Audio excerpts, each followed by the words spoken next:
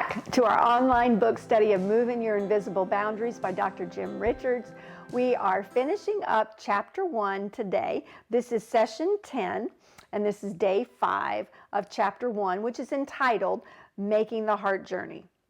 Dr. Richards says, the mind doesn't hear the voice of God. It doesn't matter how much knowledge we have stored in our mind. While absolutely essential to our overall life, it is no substitute for hearing the voice of God in your heart. So you see, we're getting right down to the really important foundational truths here about connecting God with your heart.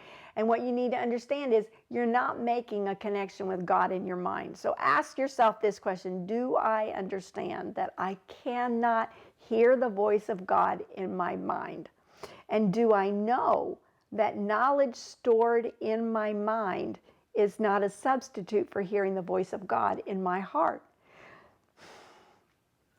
I know that's hard for some people because they're thinking, well, how does God talk to me? You know, sometimes I hear things and I don't know if it's me or if it's God or whatever. I hear words. Okay, sometimes you think you hear words, but here's what happens. When God speaks to you, he speaks to you in your heart. And most of the time it's with an impression.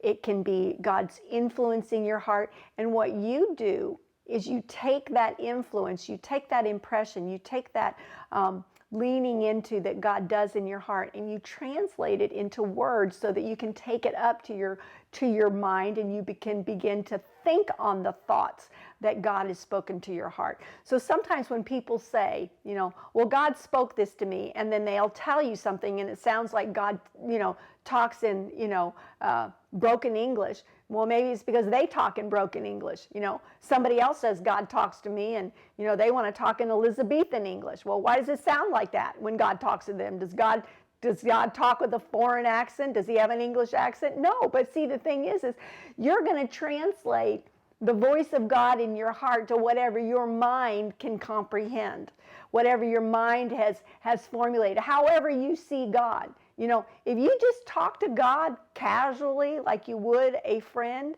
then when God speaks to you, that's how you're going to interpret it.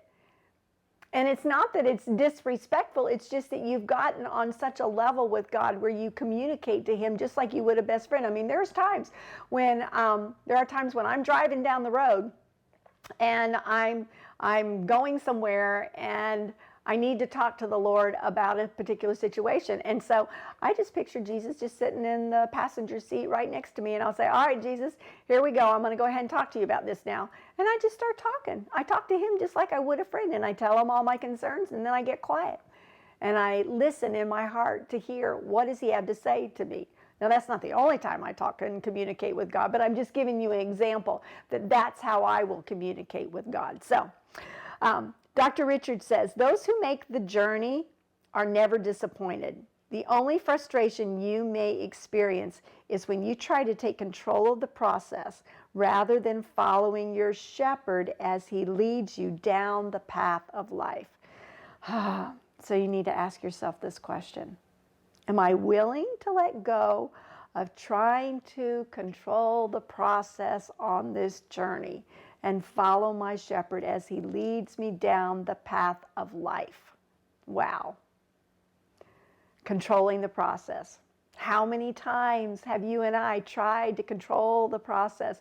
We see a promise of God and we say, okay, this promise is for me. And now, God, I'm going to show you how to fulfill this promise in my life. Have you ever done that? I know you have. We all have. But here's the thing. Jesus is our shepherd.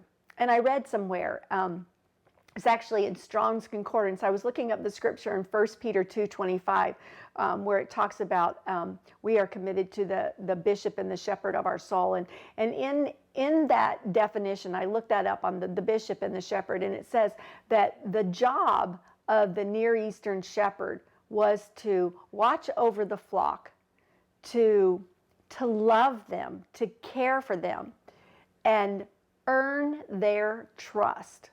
Have you ever thought about that? About the shepherd and the sheep? It's not the job of the sheep to try to make the shepherd trustworthy. It is the job of the shepherd to show the sheep that they can trust him. And that's really where Jesus is at today concerning you and I. He is a good shepherd. He is our shepherd, and he wants to lead us, and he wants to guide us, and he wants us to trust him, not only with our lives, but with the process of getting from where we are today to where we want to be tomorrow, so that we can walk in all of the promises of God and experience the abundant life. So, until we get back again, this is Christy Metropolis reminding you that you can move your invisible boundaries.